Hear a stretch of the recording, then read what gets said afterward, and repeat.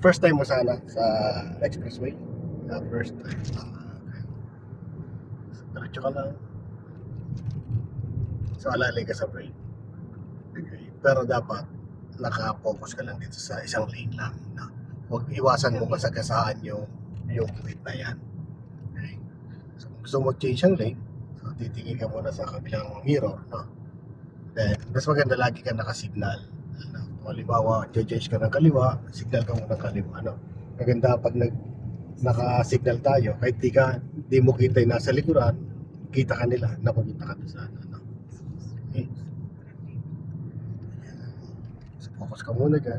So, try nga natin di ka pwede mag-change ang lane. Ano, bakit? Solid yung lane na yan. So, delikado yung mga area na mag-change ang lane tayo.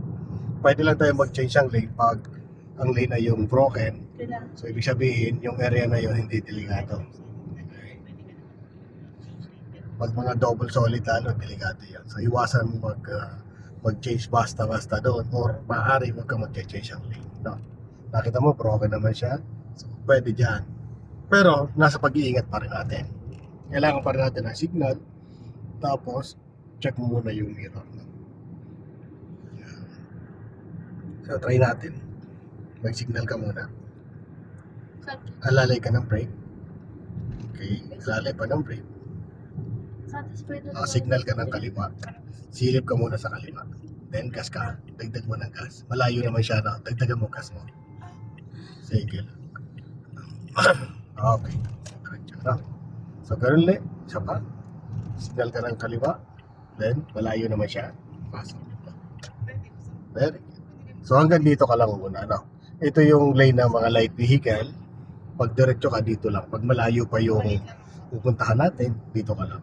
Pero kung mabagal pa yung nasa unahan mo, pwede mong gamitin naman yung overtaking lane. Yung pinaka-overtaking lane, kaliwa na yan. So, bawal tayo magbabad dyan sa lane na sa kaliwa, no? Ano yung pinaka-mabilis na lane dito? Yan sa kaliwa. Yan sa kaliwa. Yan pinaka-kaliwa, dapat laging open yan. For overtaking lang yan. Di ba, ganito, mabagal siya. Pwede mong gamitin ito kabilang lane.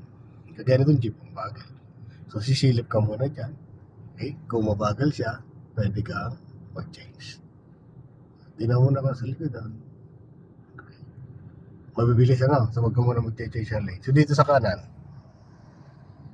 okay, wala dito. Mag-change ka ng lane dito. Yes. Okay, so pag change ang lane, dapat hindi mabagal.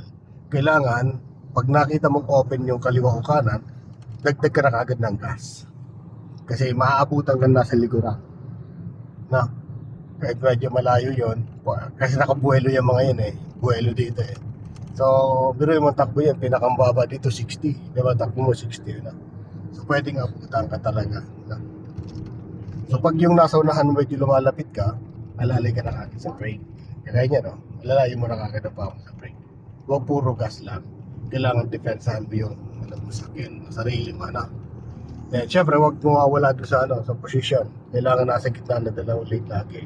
Lagi titinan mo yung guhit sa kaliwa, guhit sa kanan. Kailangan nasa gitna ka lang yan. Para lagi nakatuwid yan, ang mata mo na dumalayo. Layuan mo yung tingin mo, nandun sa sinusundan mo. Na? Okay, so focus ka lang. Dagdag ka ngayon ng gas. Sige lang. So, mapapansin mo dito, dami mo mga sakyan, kaliwat kanan, ano. So, mag-stay ka lang muna dito. So, ang exit natin ay Carmona. No? So, kailangan alam mo yung exit mo para alam mo kung paano ka tatabi, paglilipat ng chain, ng lane. Yan. So, overtake mo lang tong truck. Focus ka doon. Sige, dagdagan mo gas mo. Okay. Oh, mali yung pag-overtake mo. Kumain ka kagad. No? So, ganito yung pag-overtake na tama. Pag-change ang lane. No? Pag-change ang lane, hindi kabig agad. Ganito, slow down, ha? Okay. Bawasan mo yung mag-change ka ng pakanan. Ganito, dito. Dagdagan ng gas. Dagdagan mo gas mo. Silip ka sa kanan. Mayroon, ano? So, huwag ka muna mag-change ng lane. Malapit yan. So, dagdag ka lang ng gas. Sige, dagdag ka pa ng gas. Pag dagdagan ng gas, go, dagdag. Tapos, ganyan mo lang konti. Dagdag ka ng gas. So, yan, o. Nakita mo, smooth lang dapat. Patuwid lang. Parang patusok lang yung lane mo, ano? Yan, focus ka muna dito sa lane na to. Okay? So, pag pagkaramdam mo, abutan mo na sa unahan mo, alalay ka na kagad sa brake, tanggal na kagad sa gas, ipatong mo na kagad ang paa mo sa brake. So, pipitik-pitik ka na kagad ng brake doon, pag ganun-ganon, para mabuhagal yung sakyan mo na. Okay? Kasi kung nakapatong lang yung paa mo sa brake, hindi pa rin magbe-brake yan. Eh, kung kailangan mo i-brake, kailangan magpitik-pitik ka ng konti lang. Okay? So, dagdag na gas. Yan, ganyan, pitikan mo ng konti brake.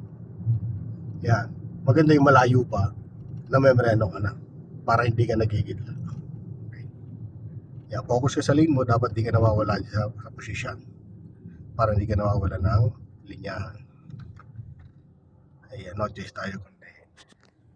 Sumunod sa kanya. Sige, sunod ka lang.